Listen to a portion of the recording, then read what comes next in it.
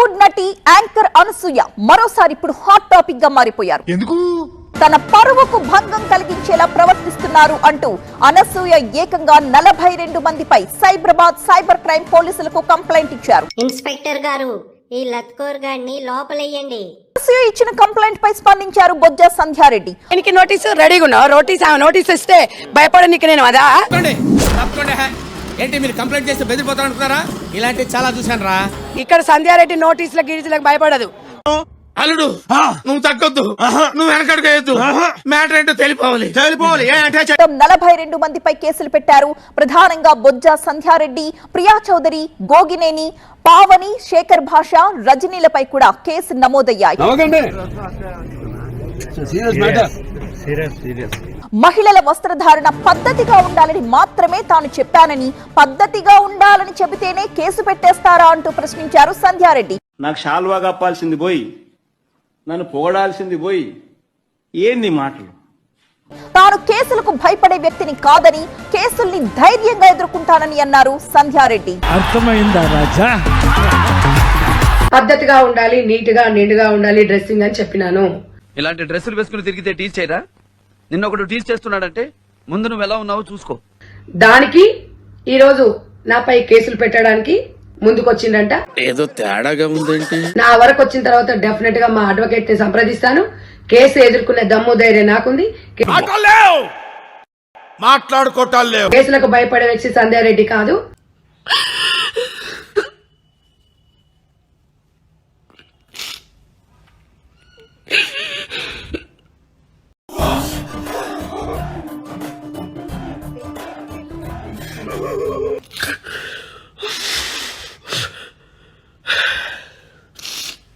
ఎవ్వడు తగ్గటంలా, ఎవడు కూడా యాక్టింగ్ ఇరగదీసేస్తున్నాడు.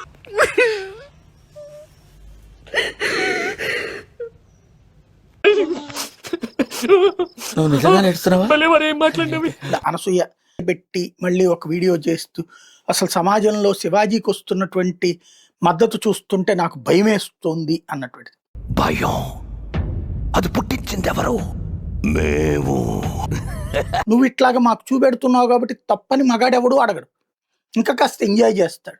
ఎదుటి ఆడది గనక అన్ని ఇప్పుకు చూపెడతానంటే అందంగా యాక్సెప్ట్ చేస్తాడు. అనసూయ కట్రాయి వేసుకొని డ్రాయర్ వేసుకొని ఫోటోలు పెడుతుంటుంది సోషల్ మీడియాలో. మేము చూస్తామండి, మాకు ఇష్టము. ఎవరొద్దు అంటారు, ఇంకా ప్రోత్సహిస్తారు కూడా. నువ్వు ప్రోగ్రెసివ్ కొట్టు చప్పట్లు కొడతారు. ఎందుకని? ఫ్రీగా టికెట్, ఏ టికెట్ లేకుండా ఫ్రీగా దర్శనం ఇస్తుంటే ఎవరొద్దు అంటారు. నచ్చింది అనసూయ, చాలా మంది నచ్చింది అనసూయ.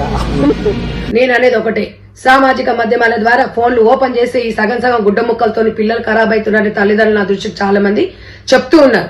తప్పు మేము వేసుకునే బట్టల్లో లేదు, మీరు చూసే చూపుల్లో ఉంది. అలా ఈతే మొత్తం బట్టలు ఇప్పేమంటాం గానీ పూర్తిగా బట్టలు వేసుకోమని ఎందుకంటామే? తప్పేలా బో. కాబట్టి సమయం వచ్చింది కాబట్టి చెప్పినాను. స్వేచ్ఛ అంటే మగవాడితో సమానంగా ఆర్థికంగా ఎదగండి, మగవారితో పాటు ఉద్యోగాలు చేయండి. ఏం ఈ పనుల్లో కనిపించలేదు, పైగా ఫిజికల్ గానీ మెంటల్ గానీ స్ట్రెయిన్. మగవారితో పాటు మీరు అన్ని రంగాలలో ముందుకు రావాలి, మీ కాళ్ళ మీద మీరు నిలబడాలనేదే స్వేచ్ఛ. ఒకటమ్మా, మనము మహిళలకి నిండు గప్పుకోమని చెప్పాము. ఇప్పుడు మీరేమంటున్నారు? కష్టపడి మేము పైకి వచ్చినాం అంటున్నారు. పలానా వ్యక్తి కూడా కష్టపడే ఇండస్ట్రీకి వచ్చాడు. మరి ఆయన ఇమేజ్ మీరు ఎట్లా డామేజ్ చేస్తారు? ఏం పాయింట్ పెట్టావన్నా, సూపర్. ఎందుకంటే డెఫినెట్ గా స్పందన ప్రతిస్పందన ఉంటది. నేను అది సారీ చెప్పలే, మీ మొక్కల కొంచెమన్నా ఇంగ్లీష్ వస్తుంది కదా, మీకు చదువుకోలేదా? అంటే మీరు చదువుకునేది ఫస్ట్, చదువుకోండి ఫస్ట్. నేను ఆ ఎమోషన్ అవ్వద్దు అనుకుంటున్నా గానీ పెట్టినావు నువ్వు. అపలాజ్ ఏముందా? నీకు పెట్టినా నేను? నీకు సారీ చెప్పినా నేను? సిగ్గుండాలి కొంచెమన్నా. అందరు నన్ను మింగుతారేంట్రా? అందరు నన్నే మింగండి, అందరు నన్నే మింగండి వచ్చి. ఒకవేళ కేసు పెడితే మీరు వెనకడుగు ఏమైనా వేస్తారా, లేకపోతే మీరు అన్న మాటలు వెనక్కి ఏమైనా? డెఫినెట్ గా కేసు ఎదుర్కొనే దమ్ము ధైర్యం నాకుంది.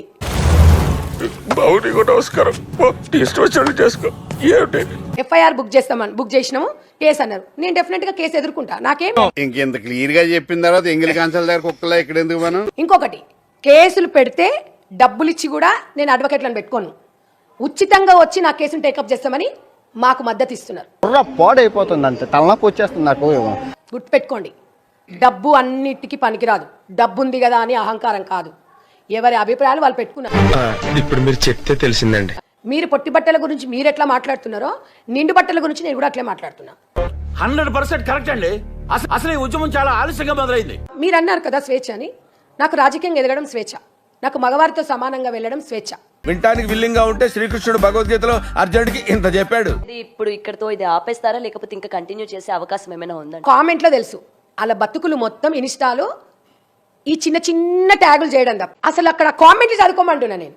చెయ్యని తప్పుగా బ్లేమ్ చేస్తే ఎంత బాధగా ఉంటుంది చెప్పు. అదే లైఫ్ మనం మూవ్ ఆన్ అయిపోయి ముందుకెళ్ళిపోవాలి తప్ప ములుగుతూ కూర్చోకూడదు.